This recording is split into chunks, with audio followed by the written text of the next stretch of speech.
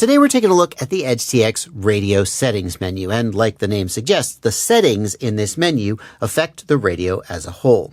And this topic is coming early in this tutorial series because, well, you want the screen to be the brightness that you want it to be at. You want the volume to be the volume you want it to be at, and you want the radio to turn on and off quickly.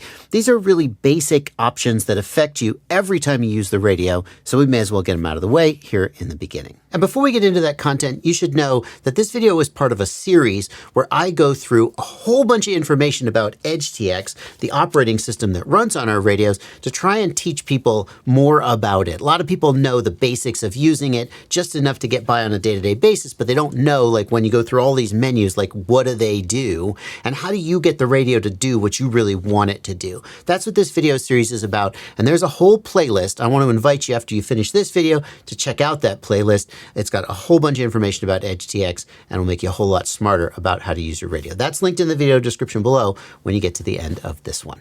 And we're going to start with a black and white screen radio here. This is the Radiomaster Boxer Crush. And the reason we're doing that is because if I press the Sys key, that's going to take me to the Tools menu. Do this with me. Press the Sys key and then Page, one time to the SD card contents and 2 times to the radio setup screen. That's where these options are. And on the color screen radio, they're sort of buried in submenus, whereas on this radio, they're all in a list. And I think that's going to make it easier to kind of go down them and highlight the ones we want to pay attention to.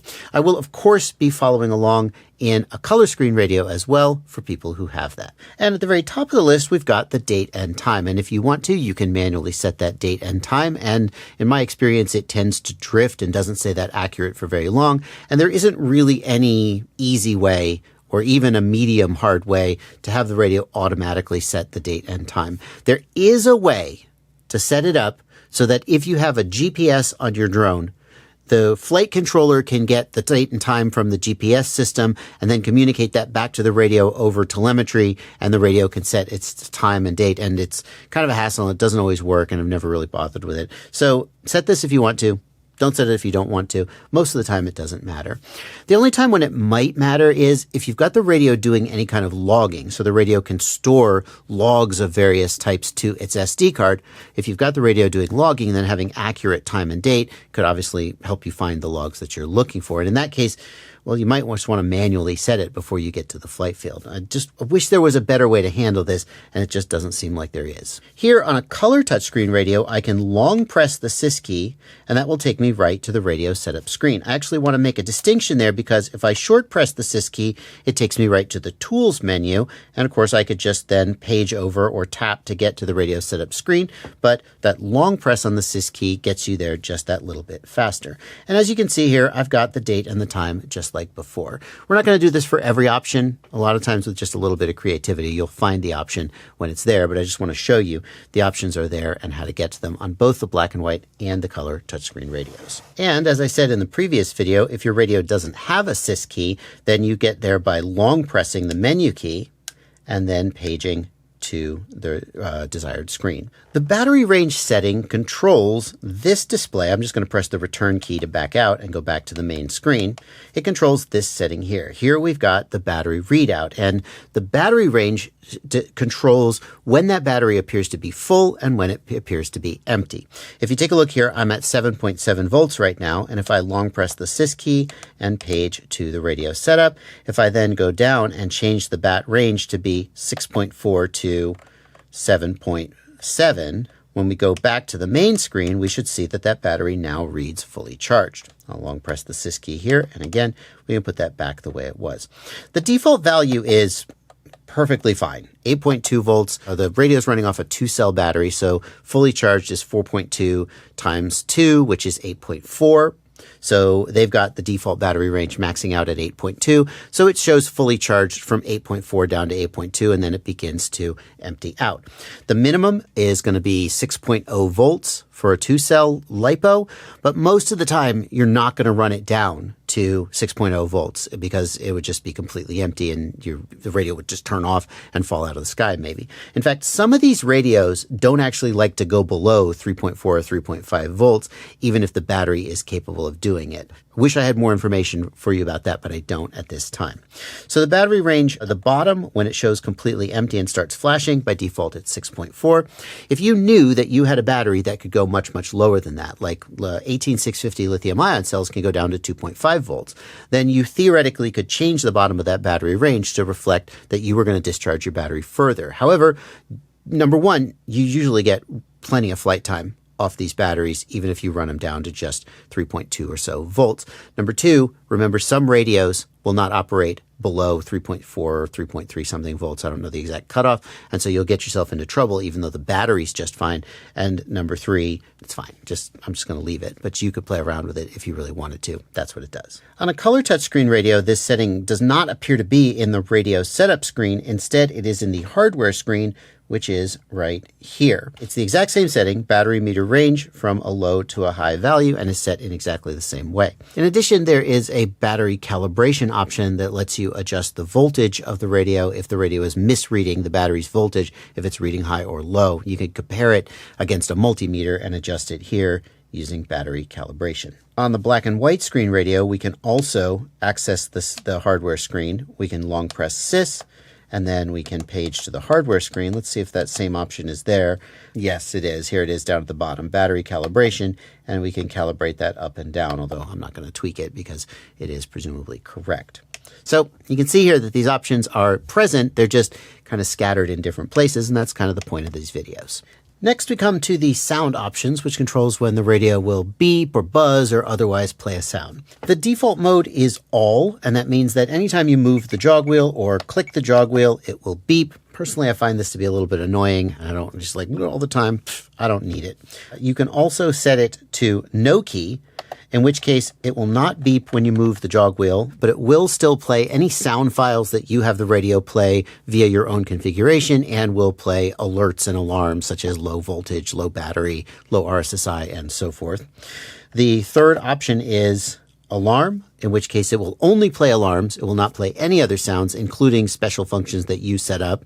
And then finally, there is quiet, in which case the radio will not play any sound whatsoever. You know, I say that, but I think there is one sound that it will still play. Let's find out. Will it play the startup sound? Oh, no, it won't. And you see here it says alarms disabled. It's warning us on startup that the alarms are disabled because, again, if you're flying and you're relying on an audible alert, like your battery voltage is low, your quad's about to fall out of the sky, well, they want you to know that you're not going to get that alert and you might not want to do that. Let's go ahead and put that back how it normally is. I like no keys. If we continue down, we've got a master volume, and that's the volume for the radio as a whole, and a beep volume. That's the beep when I move the jog wheel, and I can adjust those separately.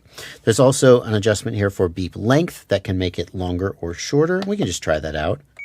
Oh God, that's obnoxious. If I make it shorter, is it better? Oh, it's marginally better, but still pretty annoying. I'm just going to set it back to no keys. On the color screen radio, these same settings are available in the sound menu, and you can see they're all here. We've got two more volume settings here, the wave volume and the background music volume. So the radio can play wave files off the SD card. When you turn the radio on and it says, "Welcome to EdgeTX," or if you set the radio up so that when you flip a switch, it says the flight mode. It says angle mode, GPS rescue mode. You can do all of these things, or you can just have arbitrary wave files that you create and record and play back under conditions that you determine. We'll talk about that more later in the series. That's the wave file volume that you see here, and it can be adjusted separately, as well as there is the background music volume. So the radio also has a function where it can play background music. Like if you didn't have your phone to play Spotify, you could put music on the SD card and play it through the radio's crappy speaker, or some radios even have an earphone adapter, and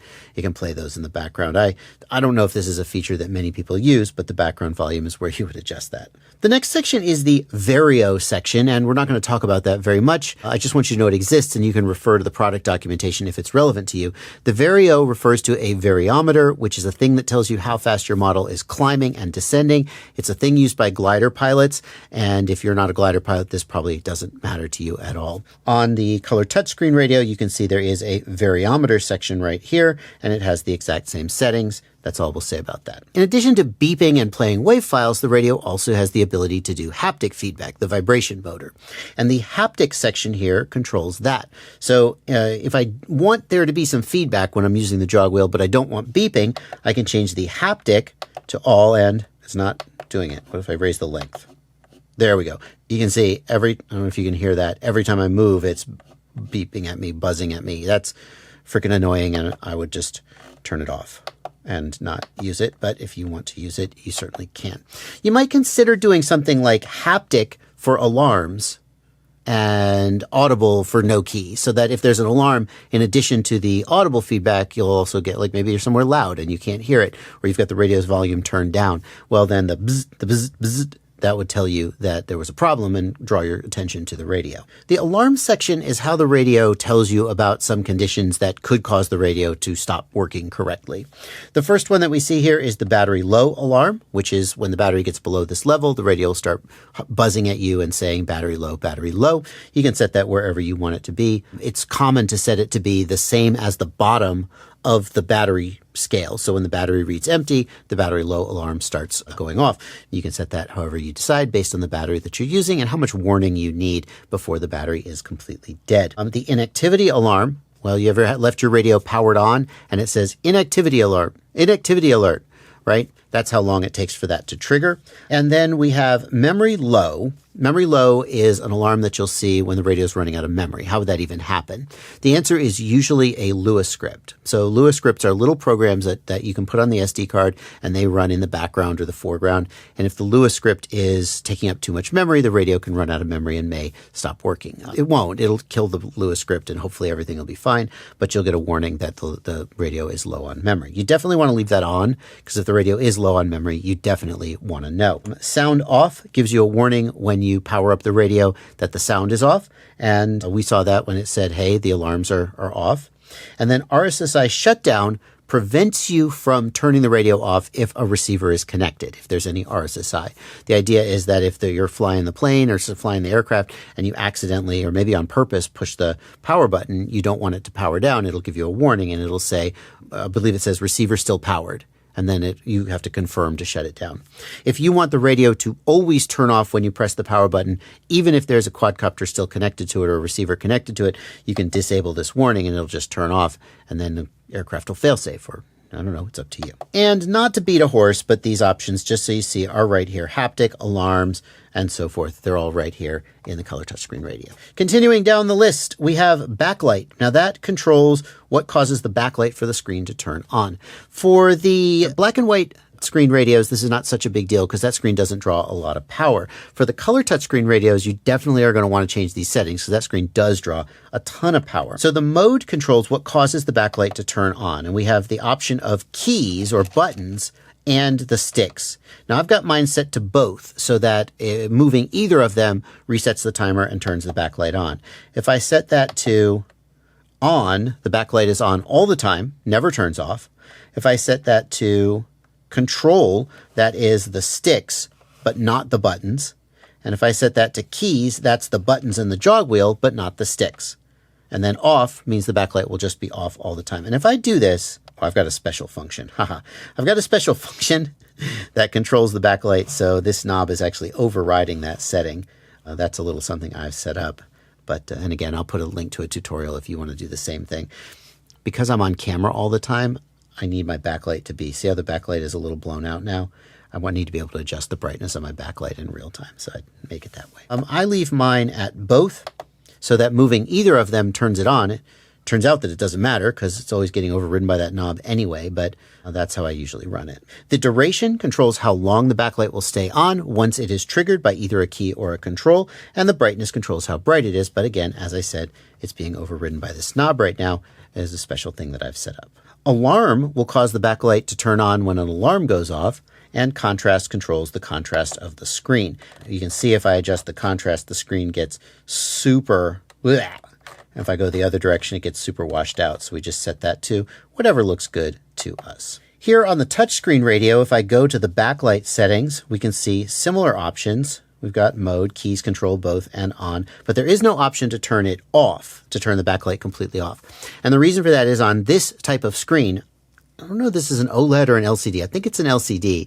If we turn the backlight completely off, there's just nothing to see. Whereas on the black and white screen radios, if the backlight is off, we can still see with ambient light. So they're not going to let you turn the backlight completely off, but they will let you turn the brightness way down. And you see we have two settings here, one for the on brightness and one for the off brightness. So I could set that off brightness as low as possible. And then when I'm not using the screen, let's just change this inactivity timeout real quick.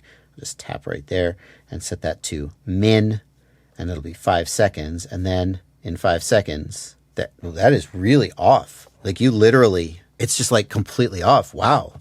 Because it will let you turn it off, but not permanently. That's the thing. As soon as I move a stick, it turns back on again. So here's how you might set this up to save battery. We're going to set the mode to keys only, but not controls. So that while I'm flying and moving the sticks, the backlight doesn't turn on. But hey, I'm in the goggles anyway. What am I going to see? Right? So I can move the sticks and fly. The backlight is off and I'm saving battery. And then as soon as I land, I can move the jog wheel and the screen will come alive again. And we'll set that to, well, for the sake of this demonstration, I'm just going to set that to max, so that it stays on all the time while I'm doing demonstrations. In reality, you probably don't need it to stay on for 10 minutes after it gets turned on. You'll set that to some value that works for you. The splash screen option controls how long the radio displays a splash screen when it first powers up. Let me just turn this on. I'm just going to set it to like some obnoxious value like 10 seconds, and then I'm going to power the radio down, and you'll see what I mean. So you see it's powering up. It didn't display the splash screen, did it? This radio is weird. What if I hold down the power key? What if I just do that? No, it just powered right up. Oh, that's weird. Did I change the option splash screen 10 seconds? Startup sound. Maybe the startup sound needs to be on too. Startup sound is the welcome to EdgeTX. Let's do it. Welcome to Oh, the splash screen is just not doing. That's fine. I don't like the splash screen anyway. Just, I want my radio to turn on when I turn my radio on, for goodness sakes. That's why I also turn off the startup sound. Startup sound. Oh, it's the power on delay. That must be it. So the power on delay is how long you have to hold the power button down before the radio powers on. And the idea there is that if it's pressed when it's in a backpack or something, we don't want it powering on by accident. Let's set the power on delay. The max is 3 seconds. Let's see how that works. See, so if I release it, you see it doesn't power up until I hold it for 3 seconds. Welcome to EdgeTX. And there's my splash screen for 10 seconds. Okay, now I see how it works. So we've got these three options here, and they sort of interact with each other. But what I like to do is I like to have the radio turn on as quickly as possible with as little fuss as possible.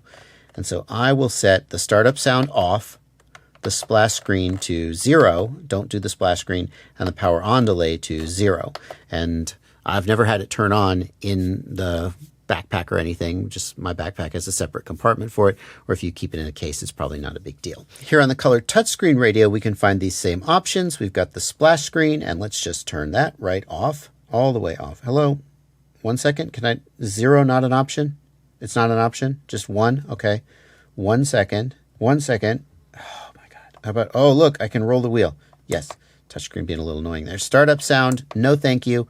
And doesn't seem like there's a separate power on delay. There's a power off delay. What happens now if I turn it off? And then we've got the power off delay, which is how long you have to hold down the button for the radio to turn off. And we can set that to 0 seconds, and then literally as soon as I push the button, it's off, which I think is potentially a bad idea, especially if you disable that RSSI alarm where it won't power the radio down if the aircraft is connected. Like if I go to alarms, check RSSI on shutdown, I might want to be on if I'm going to set a 0 second power off delay. It's up to you, I guess. I personally like there to be a small, like a 1 second power off delay. So you have to, if you just bump the button, the radio doesn't just immediately turn off. You have to hold it down for a second. Next, we come to some GPS-related options that can be used to set the real-time clock in the radio automatically. I know this is something that I said was difficult to do in the past. It was difficult to do in the past. It looks like they actually baked the ability to do this into EdgeTX, so now it's just automatic, and that's pretty freaking cool. What you do is you set your time zone, so to whatever GMT -4, GMT -5, wherever you are in the world. You enable the Adjust RTC option, and then if you have an aircraft with GPS telemetry, it will get the time and adjust the real-time clock from GPS. It certainly seems like what it's saying. Next up, we have the voice language option. So when you flash the radio and you set up the SD card, you picked a language to be put on the SD card. It's a series of recordings that let the radio say things like battery low, welcome to EdgeTX, and so forth. The way that EdgeTX is set up now, it used to be that you have a bunch of different language packs on the SD card, and you could switch language by changing here in this menu option.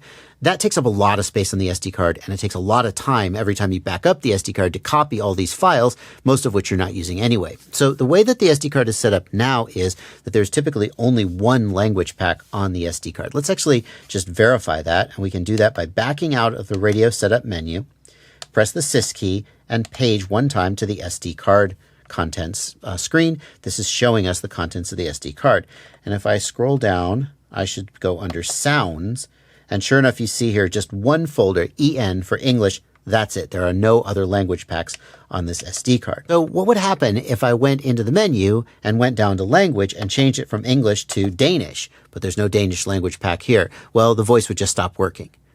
So you need to have this match. If you put a Spanish language pack on your SD card, you may need to change this to Spanish as well. Yeah, it should be set correctly by default, but if you ever find your languages aren't working, this setting may be why. Next, we have the units, which is metric or imperial. Obviously, we're going to leave it on metric because, of course, we are.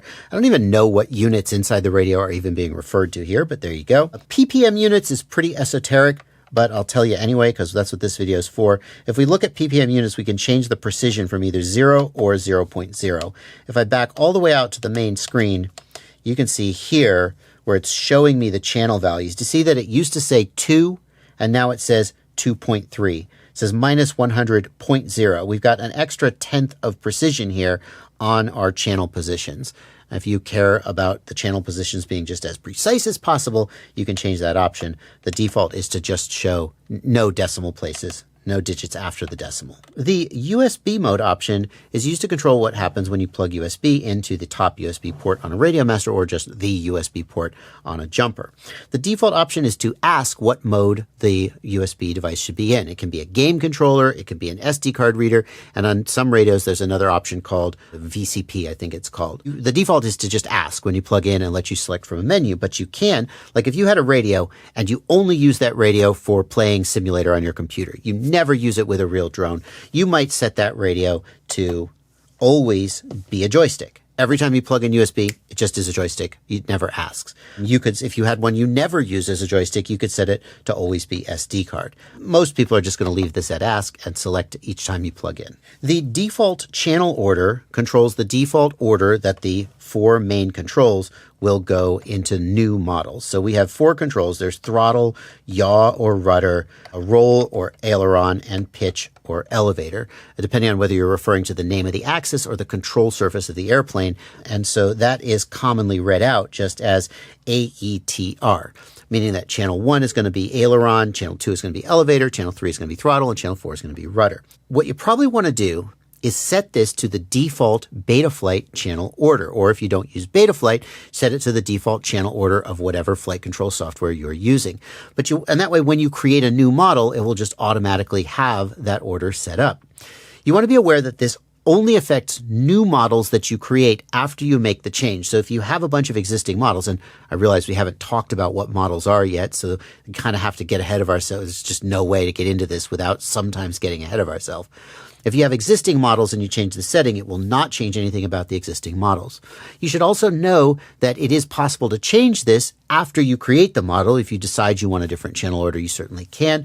This just affects when you create new models what the default channel order is going to be. The rotary encoder mode controls how the rotary encoder works. That's this jog wheel here. Whether left and right is up and down or down and up, or whether left and right is left and right or right and left.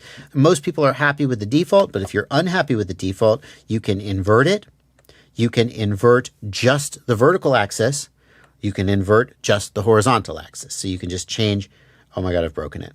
You can change how that works to match your sort of expectation. The mode setting here determines which controls are mapped to which axis on the main gimbals. Most people are going to fly in what's called mode 2, and in mode 2, the throttle is on the left stick, yaw is on the left stick, and pitch and roll are on the right stick. The vast majority of people around the world fly mode 2, and that's how most people are going to have the radio set. Some people fly mode 1, in which I don't even remember the settings, but you can make that change here and change to mode 1. And now we've got rudder on the left, elevator on the left, and throttle and aileron on the right. There are also 2 more modes. Mode 3, which is used by some people who got really into FPV gaming with game consoles, and then they feel like that makes their quadcopter feel more like an FPS, an FPS shooter game. And then mode 4, and I don't even know who uses mode 4. I encourage everybody to use mode 2 because that's what most people use. If you set your quads to mode 3, because it works for you, and then you go to a flight event and somebody's like, hey, do you want to fly my drone? Or you're like, hey, can you help me fix my drone? They're not going to be able to fly it because the mode's all jacked up. So I really encourage everybody to learn mode 2. But if you've got an instructor who's teaching you and they fly mode 1, okay. And if you just absolutely cannot make mode 2 work for your brain, then okay, do something different. Finally, we've got the enabled features section, and this lets us turn off certain features of the radio. It doesn't actually make them disappear. It just makes them not be in the menu so that if you don't use them, you don't have to see them and constantly have to page through the menu. And we can see here we've got the option to turn off global functions and the trainer. These are things that we will talk about more as we go through the setup of the radio, and you'll understand what some of these are. But I want you to see that we have the option here to turn these tabs off. And if you are like, well, I never use special curves, well, you could turn it off there and it won't take up space in the menu. The one thing I do want to call your attention to is the heli setup screen. There's a special screen that's used for setting up collective pitch helicopters. And I think most people watching this, not all, but most don't fly collective pitch helicopters and will want to turn that option off. So if you don't fly collective pitch helis, go ahead and turn that off. If you do, leave it on. And once again, we do have all of this stuff in the color touchscreen radio as well. We can see here enabled features right here. It's all there. It's just in a slightly different menu. Now that's almost everything that's in the radio setup menu, but there is one thing that's in the menu of the color touchscreen radio that's not in the black and white radio, and that is this manage models option. The reason for that is that model management on the color touchscreen radio has the ability to sort and filter in a way that it doesn't on the black and white screen radios. And we'll talk about that option in the next video when we talk about making new models and managing models. I'll see you in that one. There's a link in the video description and a card on screen to the full playlist with all of these videos. Bookmark that playlist and work your way through because there's a lot of them. And if you're just waiting on the algorithm to surface them, you're going to really struggle. See you there.